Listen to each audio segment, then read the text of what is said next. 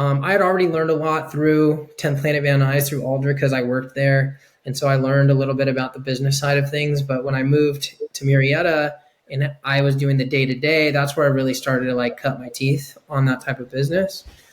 And then after a year, it didn't really work out between us. The guy wasn't very jiu-jitsu lifestyle. We had some conflicting ideologies, and he didn't want to do the 10th Planet thing anymore. But I had about 35, 40 students. And so then I went to Eddie and I was like, hey, Eddie, I'm out here. This guy doesn't want to do it anymore. Can I have it? And he was like, yeah, man, go for it. If you can make it work, go for it. Wow. And so that's like really where my entrepreneurial kind of journey began, because, you know, before that point, I wasn't the owner, right? I was an employee and I was managing. Well, now I had to put on this like business owner hat, which I knew nothing about. I knew a lot about sales. I knew about marketing. I knew how to run a team, right? I knew what the day-to-day looked like inside the gym. I didn't know how to start an LLC. I didn't know like how to do taxes for business and do the, you know, the bank account and all the things, right? And so that's when I just like dug in. I found a lot of, I was already into personal transformation. You know, I saw in your bullet points, you want to talk about like reading material and stuff like that. And so there's a lot of things that I like to read. And I just did tons of research, man. Started my first LLC on LegalZoom. I just did it that way, you know, let them do it for me. And I started taking payments on Stripe, and, you know, and off we were.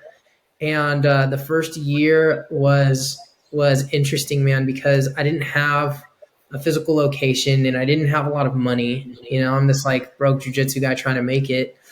And so one thing I appreciate about 10th Planet, we're so tight knit. Like we all communicate a lot. Eddie has us all on one chat, like text messaging platform where we talk all the time. And I knew that a lot of other schools started inside someone else's school. You started a jiu-jitsu program inside an already established karate school or something.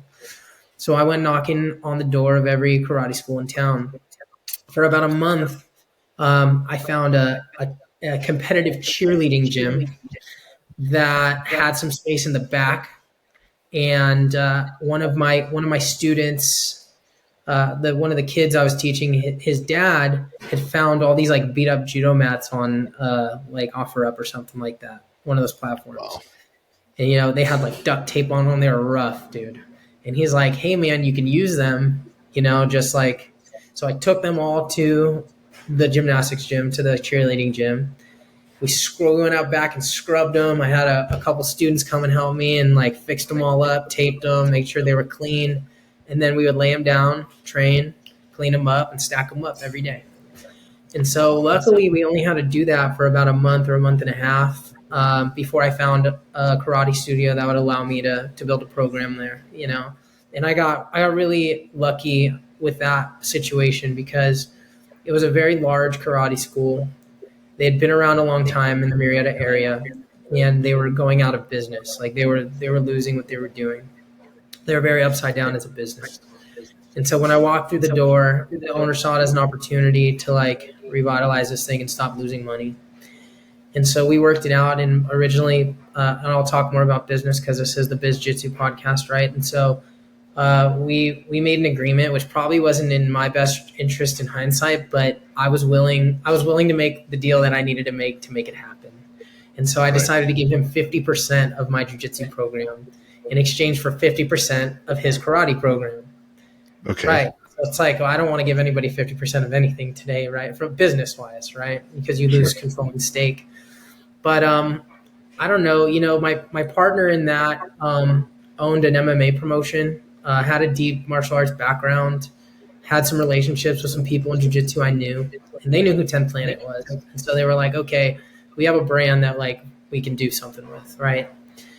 And so I get in there and I just start trimming fat left and right. You know, I'm going over their P&L and I'm going over their budget and I'm looking at what they're spending things on. They were spending almost $2,000 on a phone system. They just had a bunch of backward things, you know, and like salaries were like, it didn't make sense. And so I brought that place almost up to the black. We were about 2 to 3 months away from being in the black after a year, and I built my student base up from about 35 to 85 in that first year. But unfortunately, like as my jiu-jitsu program grew, their karate program started dwindling. A lot of changes were made. Some of the instructors left because they weren't getting paid what they wanted to get paid. The karate instructors, and there were some loyal students, which I understand. I think with any program, you're going to get something like that, kind of the nature of the business. And so after that year, they didn't want to throw any more money at it, and I got it, and it was all good, and we separated amicably, and I moved a couple buildings over and opened up my own program. Also, like needing some kind of like capital to do it, so I reached out to one of my best friends in the world who I came up training with, and who's my partner today. His name's Johnny Ho. And we worked out the equity split, and obviously because I built it, I kept the majority of it. He came in with some money, and we've been rocking and rolling together for 6 years, 7 years total as a business. And now we're up to over 200 students. Wow. And dialed in, man. And so now I'm at this point where the jiu-jitsu school is dialed in. Just like my jiu-jitsu game, there's always room for improvement, but I'm ready to take on other projects. So I have a couple other projects, like we mentioned, King of Subs. I also do a nonprofit for jiu-jitsu, and we can get into all of that if you want. But I'll digress it to you if you have any questions. No. This is really good, man. So I want to